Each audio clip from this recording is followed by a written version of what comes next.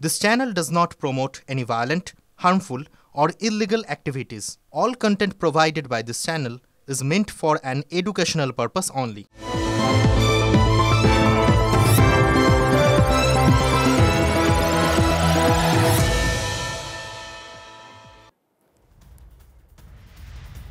শঙ্খ ঘোষ, কবি শঙ্খ ঘোষ লিখেছিলেন, এ কলকাতার মধ্যে আছে আরেকটা কলকাতা। তবে কবি যে কলকাতার কথা বলেছিলেন তার সঙ্গে কলকাতার এখনকার গুলশান কলোনির কোনো যোগ নেই, বা বলা ভালো কোনো মিলও নেই। আমরা দেখিয়েছি আপনাদের সেই গুলশান কলোনি। বাইপাসের ধারে গুলশান কলোনিতে যা গড়ে উঠেছে তা বেনিয়মের কলকাতা, তা বিতর্কের কলকাতা। আচ্ছা, কারা থাকেন এই বিতর্কিত কলকাতায়? কেন এই গুলশান কলোনি নিয়ে দিনের পর দিন আশঙ্কা আতঙ্ক বাড়ছে? আসুন, দেখার সময় হয়েছে আপনাদের, আমরা বিস্তারিতভাবে দেখাবো, তাহলে বুঝবেন আমরা কেন বলছি এই গুলশান কলোনি আতঙ্কের অন্য নাম।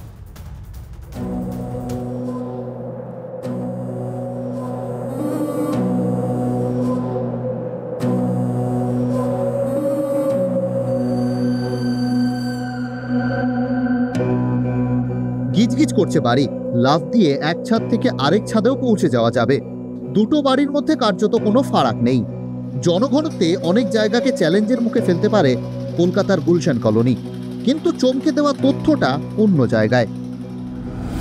তথ্য বলছে গুলশান কলোনিতে বাসিন্দার সংখ্যা প্রায় 1,95,000 আর ভোটার সংখ্যা মাত্র 3,511। ফারাক 1,91,489। এই প্রায় 1,90,000 জন কারা, কি তাদের পরিচয়? বলা চলে প্রায় 95% লোকেরই কোনো পরিচয়পত্র নেই, আর যাদের রয়েছে সেই সংখ্যা মাত্র 3,000। এখন দেখার এই 3,000 মানুষ ভোটার থাকা সত্ত্বেও যে বাকি 1,90,000 থেকে 92,000 মানুষ এখানে থাকছেন, তারা কোথা থেকে আসছেন এবং তাদের আদৌ পরিচয় যেটা দেখানো হচ্ছে সেটা আসল সত্যি কিনা। ভোটার লিস্ট ও বাস্তবের সংখ্যার এই বিরাট পার্থক্যের কথা মেনে নিয়েছেন 108 নম্বর ওয়ার্ডের কাউন্সিলর সুশান্ত ঘোষ। না, ওখানে ভোটার বেশি নেই, ভোটার 3,000-এর কাছাকাছি ভোটার আছে, কিন্তু লোক সংখ্যা অনেক। প্রায় 2 লক্ষের কাছাকাছি মানুষ কোনো পরিচয় ছাড়া ঘাঁটি গেড়েছে এই বাড়িগুলোতে। বাড়িগুলো নিয়েও বেনিয়মের হিসেব স্পষ্ট। কলকাতা পুরসভার সূত্র বলছে গুলশান এলাকায় বাড়ি 679টি। কলকাতা পুরসভার সূত্র বলছে এর মধ্যে 85% বাড়ি বেআইনি। সরকারি নথি অনুযায়ী এই এলাকায় জমি ছিল 152 বিঘা, কিন্তু বর্তমানে স্যাটেলাইট তথ্য বলছে জমি মাত্র 15 থেকে 16 বিঘা। জলাভূমি ছিল 18টি, এখন এসে দাঁড়িয়েছে 2টি। বাকি জমি কোথায় গেল পরিষ্কার হয়ে যাচ্ছে স্যাটেলাইট চিত্রে। 2011 সালে যে এলাকা ছিল ফাঁকা, 2024 সালে সেই এলাকায় চেনা যাচ্ছে না। এলাকাবাসীরা বলছেন যে এই এলাকায় অজ্ঞাত পরিচয় ব্যক্তিদের বেশি দেখা যায়, যারা নিজেদের এলাকার বাসিন্দা বলে দাবি করেন। আদপে কারা থাকেন এখানে? একাধিক রিপোর্টে দেখা গিয়েছে এখানে জনসংখ্যার যে ঘনত্ব তা বাড়িগুলোর তুলনায় অনেক বেশি। কি চলে গুলশান কলোনিতে? স্থানীয়রা বলছেন গত 10-12 বছরে গুলশানে অনেক গুল খেলেছে। এখানে যা ছিল সব বেশিরভাগ জলাশয় ছিল, ভরাট হয়ে গেছে ও আগেই। 2009 সময় সব হয়েছে, সব যারা যেরকমভাবে যারা কিনেছে তারা কাজ করিয়েছে, বিল্ডিং বাড়ি হয়েছে। এই এলাকা 10 বছর আগে কিছু ছিল না, এই কাঁচা রাস্তা ছিল। এই এলাকায় কি এতগুলো বাড়ি তখন ছিল না? অতগুলো বাড়ি কিছু ছিল না। এলাকার খুব কম মানুষই ক্যামেরার সামনে মুখ খুলতে চান, আড়ালেই থাকতে চান বেশি। ক্যামেরা বন্ধ করলে বলেন এলাকায় বহিরাগতদের দাপাদাপির কথা। বিরোধী দলনেতা অভিযোগ করছেন ভোট জিহাদের জন্য নাকি বাইরে থেকে লোক এনে বসাচ্ছে শাসক দল। ভোট জিহাদের সাথে সাথে ল্যান্ড জিহাদও হচ্ছে। জাভেদ খানের পুত্র আর সুশান্ত ঘোষ দুজনেই করছে। উদ্দেশ্য ভোট ব্যাংক তৈরি করা আর বিপুল পরিমাণ অর্থ করা, আর দুবাইতে কানেকশন তৈরি করা। এরা সবগুলো ফেমা কেসে ফিট। মুখ্যমন্ত্রীকে ভোট করিয়ে দিতে পারলে সব ছাড়। এলাকার বিধায়ক মানতে চান না বাংলাদেশ থেকে লোক আসছে। বাংলাদেশ থেকে লোক আসছে বসে যাচ্ছে এটা না, ক্যানিং থেকে লোক আসছে, বাসন্তী থেকে আসছে, অন্য জায়গা থেকে আসছে। আমরা যতটা চেক করে দিই চেক ছাড়া আমরা কোনো এরকম দিই না। বিধায়ক বলছেন তারা দেখেই দেন, কিন্তু তাহলে এই এত বেআইনি বাড়ি কি দেখতে পাননি? মন্ত্রীর মুখে এবার অসহায়তা। কিছু কিছু জায়গা রাত্রে অন্ধকারে হচ্ছে, এটা অস্বীকার করা যাবে না, কিন্তু আমাদের করণীয় কি আছে? আজকে সুশান্ত রুখতে গেছে, তারপরে গুলি চলেছে। আজকে জাভেদ খান রুখতে গেছে, তার উপরেও অনেক রকমের ব্যবস্থা ঝামেলা হয়েছে। মন্ত্রী যদি অসহায় হন তাহলে সাধারণ মানুষকে বাঁচাবে কে? জল, জমি, রাজনীতি, এই ত্রিফলাতেই বদলে গেছে গুলশান। কোটি কোটি টাকার খেলা, যে খেলায় প্রশ্নের মুখে কলকাতার নিরাপত্তা, রাজ্যের নিরাপত্তা, দেশের নিরাপত্তা। কারণ প্রশ্ন ওই একটাই, পরিচয়পত্র ছাড়া প্রায় 1,90,000 মানুষের বাস এই গুলশানে। তারা কারা? সায়ন্ত ভট্টাচার্য, সুমন মহাপাত্রের রিপোর্ট, TV9 বাংলা। বিরোধীরা আক্রমণ করে আর শাসক দল কখনো কখনো সেটা ডিফেন্স করে, কখনো কখনো স্টেপ আউট করে। বিভিন্ন ইস্যুতে এটাই পরিচিত চিত্র আমরা দেখে আসি। কিন্তু রাজ্যের পুলিশকে নিয়ে, এ রাজ্যের পুলিশকে নিয়ে শাসক বিরোধী সবারই গলায় এক সুর শোনা যাচ্ছে। সবাই পুলিশকে আক্রমণ করছেন, সঙ্গে আছে আদালতের ধমক। আর জনতাকে নিরাপত্তা দেওয়ার দায়িত্ব যাদের, অপরাধ দমনের দায়িত্ব যাদের, তাদের ওপর বিশ্বাস, মানুষের বিশ্বাস তলানিতে এসে ঠেকেছে। বল এখন পুলিশের কোর্টে, নিজেদের মান রক্ষার দায়িত্ব তাদের হাতেই।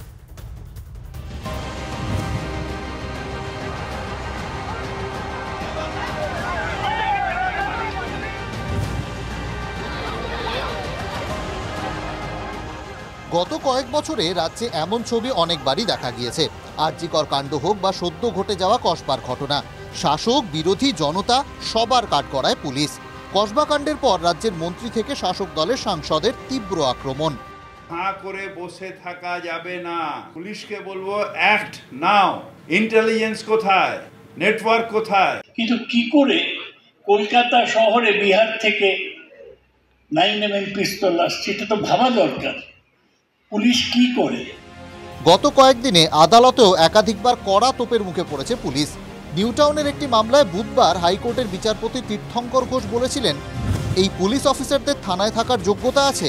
ফৌজদারি মামলায় কিভাবে তদন্ত হয় এরা জানে। অভিযোগ যা আছে সেই অনুযায়ী তদন্ত কোথায়? এই অফিসারদের আইনের জ্ঞান কতটা আছে? কমিশনারের জানা দরকার কাদের নিয়ে কাজ করছেন। সমালোচনা আরও তীব্র হলো বৃহস্পতিবার সন্ধ্যায়, যখন পুলিশকে পুলিশ মন্ত্রীর তোপের মুখেই পড়তে হলো। যারা এই গভর্নমেন্টকে ভালোবাসে না, এবং তোমার পুলিশেরও কিছু লোক তারা টাকা খেয়ে আজকে বালি চুরি বলো, কয়লা চুরি বলো, সিমেন্ট চুরি বলো, চুরি হলো তখন বলবে কয়লা চুরি করছে তৃণমূল কংগ্রেস, আর চুরি করবে সিআইএসএফ টাকাকে বা পুলিশের একাংশ টাকাকে, আমি এটা টলারেট করব না। মুখ্যমন্ত্রী সুর চড়াতেই শাসক দলের রাজ্য সাধারণ সম্পাদক দিলেন ব্যাগ গোছানোর বার্তা। যারা মনে করছেন পুলিশ প্রশাসনের মধ্যে থেকে সিপিএম বিজেপির দালালি করবেন, ব্যাগ গুছিয়ে রেখে দিন। সুন্দরবন কিংবা কোচবিহার কাছাকাছি কোথাও থাকতে পারবেন না। বিরোধীরা রাজ্যের শাসক দলের এই তীব্র সমালোচনাকে কি চোখে দেখছে? উনি যেটা করছেন এটা ড্যামেজ রিপেয়ারিং এর চেষ্টা, কিন্তু এতে স্ববিরোধিতা আছে। শুধুমাত্র চুনোপুটি পুলিশ অফিসারদেরকে স্কেপগোট করা নয়, অন্যের ঘাড়ে হয়, কেন্দ্রের ঘাড়ে, নাহলে অন্যের ঘাড়ে, নাহলে পুলিশের ঘাড়ে। ওনার কোনো দায় নেই, আর দায় তো উনারই, উনি অ্যাডমিনিস্ট্রেশন দেখছেন, উনি পুলিশ মন্ত্রী। চারিদিকে তীব্র সমালোচনার মধ্যে চাপে রক্ষকরাই। আরজিকর কাণ্ডে তথ্য প্রমাণ লোপাটের অভিযোগে গ্রেফতার হতে হয়েছে টালা থানার প্রাক্তন ওসি অভিজিৎ মণ্ডলকে। একাধিক বিষয়ে মানুষের ক্ষোভ বারবার সামলাতে হয়েছে পুলিশকে। টেবিলে রাখতে হয়েছে প্রতিবাদীদের দেওয়া প্রতীকী শির দ্বারা। আমি একজন পুলিশ অফিসার হিসাবে আইনের শাসনকে প্রতিষ্ঠা না করি, আমার কিন্তু এই হালই হবে। মানুষের ব্যাপার এটা নয়, এটা তো একটা ট্রেন্ড অর্গানাইজেশন পুলিশ ডিপার্টমেন্ট, সেখানে মনোবল ভাঙবে টাঙবে না, মনোবলটাকে চাঙ্গা করার দরকার আছে। যদি আমাদের মাননীয় মুখ্যমন্ত্রী, যার অধীনে ডিজিও কাজ করেন, সিপিও কাজ করেন, রাজ্যের প্রতিটা পুলিশই কাজ করেন, তাহলে উনি এই ভাষা বিরোধী নেত্রীর মতো কথা বলছেন কেন? যে লোকটা আইন ভাঙছেন, ঘুষ খাচ্ছেন, তাকে ধরুন, তার মধ্যে ব্যবস্থা নিন। উনি দেখান যে একজনের বিরুদ্ধে ব্যবস্থা নিয়েছেন। সব দিক থেকে চাপ আসছে। জনতার রক্ষকদের সামনে সোজা হয়ে দাঁড়ানোর কঠিন challenge. Bureau report, TV9 Bangla. নিচুতলার কর্মী থেকে পুলিশের একাংশ টাকা খাচ্ছে, আর তাতেই কয়লা, বালি, পাথর, দেদার পাচার হয়ে যাচ্ছে। নাম খারাপ হচ্ছে কাদের? নাম খারাপ হচ্ছে এই রাজ্যের শাসক দলের নেতাদের। এটা কোনোভাবেই বরদাস্ত নয়। হ্যাঁ, গতকাল ঠিক এভাবে পুলিশ প্রশাসনের একাংশের বিরুদ্ধে ক্ষোভ উগরে দিয়েছিলেন স্বয়ং পুলিশ মন্ত্রী, মানে মুখ্যমন্ত্রী। এতগুলো কথা এই কারণেই বললাম, অ্যাকশন শুরু হয়েছে। প্রশ্ন হলো, এই কারণেই কি অ্যাকশন শুরু হয়েছে? আসানসোলের বারাবণী থানার ওসিকে আপনারা জানেন সাসপেন্ড করার পর সেই জল্পনা আরও জোরালো হয়েছে, আর সূত্র মারফত জানা যাচ্ছে এই শাস্তির খাড়া নাকি আরও অনেকের মাথায় ঝুলছে। চুরি হলো তখন বলবে কয়লা চুরি করছে তৃণমূল কংগ্রেস, আর চুরি করবে সিআইএসএফ টাকাকে বা পুলিশের একাংশ টাকাকে, আমি এটা টলারেট করব না। বৃহস্পতিবার নবান্ন থেকে কয়লা চুরি নিয়ে তীব্র ক্ষোভ প্রকাশ করেছিলেন মুখ্যমন্ত্রী। নিশানা করেছিলেন পুলিশেরই একাংশকে। তাতেই কি অ্যাকশন শুরু? বৃহস্পতিবারই আসানসোল দুর্গাপুর কমিশনারেটের বারাবণী থানার ওসি মনোরঞ্জন মণ্ডলকে সাসপেন্ড। পশ্চিম বর্ধমানের আসানসোল রানীগঞ্জ এলাকায় মাঝে মধ্যেই কয়লা চুরি করে পাচারের অভিযোগ ওঠে। সেই নিয়ে সিবিআই তদন্তও চলছে। কয়লা, বালি, গরু পাচারের ঘটনায় বিরোধীরা বারবার তৃণমূল কংগ্রেসকেই নিশানা করে। এই রাজ্যের একটা বড় ডাকাত, তিনি 1 টাকাও খান না। কয়লা খান, বালি খান, গরু খান। তৃণমূল এবং চুরি, তৃণমূল এবং লুট, এ দুটো সমার্থক হয়ে যাচ্ছে। বৃহস্পতিবার সেই কয়লা, বালি চুরিতে খোদ পুলিশেরই একাংশকে তুলোধনা করেন মুখ্যমন্ত্রী। লোয়ার লেভেলে কিছু অফিসার, কিছু কর্মী যারা এই গভর্নমেন্টকে ভালোবাসে না, এবং তোমার পুলিশেরও কিছু লোক, তারা টাকা খেয়ে আজকে বালি চুরি বলো, কয়লা চুরি বলো, চুরি হলো তখন বলবে কয়লা চুরি করছে তৃণমূল কংগ্রেস, আর চুরি করবে সিআইএসএফ টাকাকে বা পুলিশের একাংশ টাকাকে, আমি এটা টলারেট করব না। সূত্রের খবর, মুখ্যমন্ত্রীর হুঁশিয়ারির পরেই বৃহস্পতিবার বৈঠক করেন রাজ্য পুলিশের ডিজি রাজীব কুমার। সব কমিশনারেটের এসপি, জেলার পুলিশ সুপারদের নিয়ে ভার্চুয়াল বৈঠক করেন তিনি। খবর সূত্রের, কোনো বেআইনি কাজ বরদাস্ত নয় জানিয়ে দেন ডিজি। খবর পুলিশ সূত্রে, নির্দেশ না মানলে অফিসারদের বিরুদ্ধে কড়া ব্যবস্থার হুঁশিয়ারি। তারপরই বারাবণী থানার ওসিকে সাসপেন্ড।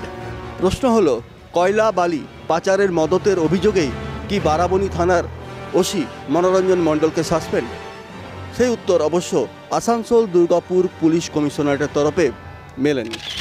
তবে মনোরঞ্জন মণ্ডলকে সাসপেন্ডের কারণ হিসাবে অপেশাদার আচরণ সহ একাধিক অভিযোগ আনা হয়েছে।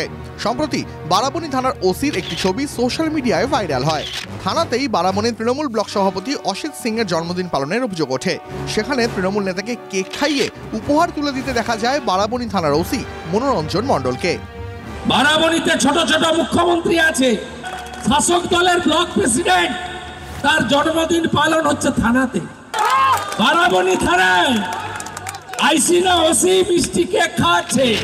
উর্দিগায় বিতর্কে আগেই জড়িয়েছিলেন। মুখ্যমন্ত্রীর হুঁশিয়ারির পরই মনোরঞ্জন মণ্ডলের বিরুদ্ধে অ্যাকশন নিল আসানসোল দুর্গাপুর পুলিশ কমিশনারেট।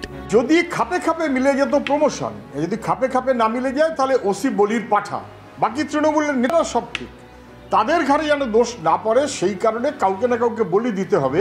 চুনোপুটি মেরে কিছু হবে না, কারণ বারাবণীতে যে কয়লা উঠে সেটা তৃণমূল কংগ্রেসের ব্লক সভাপতি, পঞ্চায়েত সমিতির চেয়ারম্যান অসিত সিংয়ের নেতৃত্বে হয়।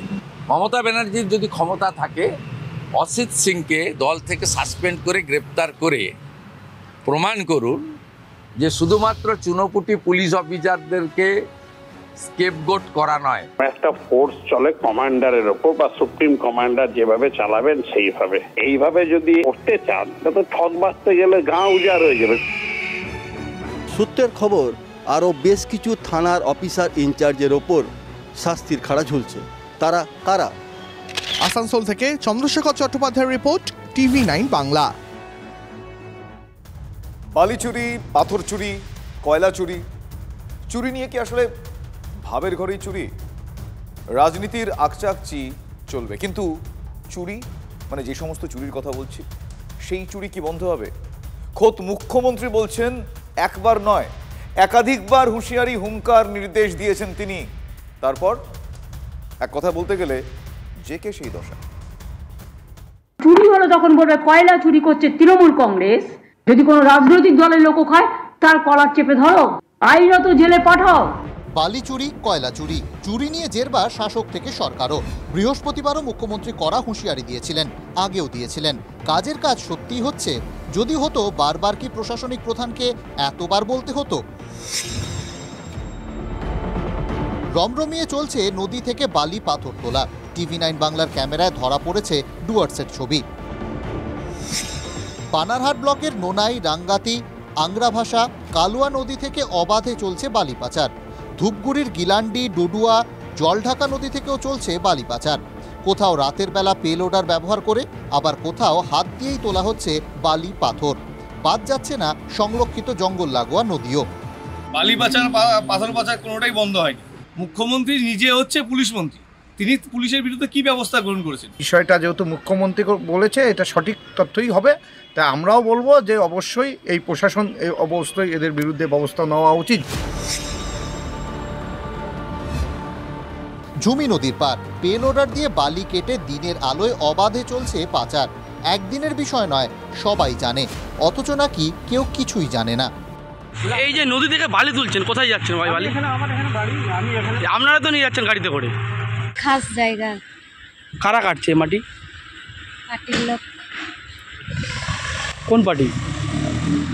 দেশ থেকে টিএমসি।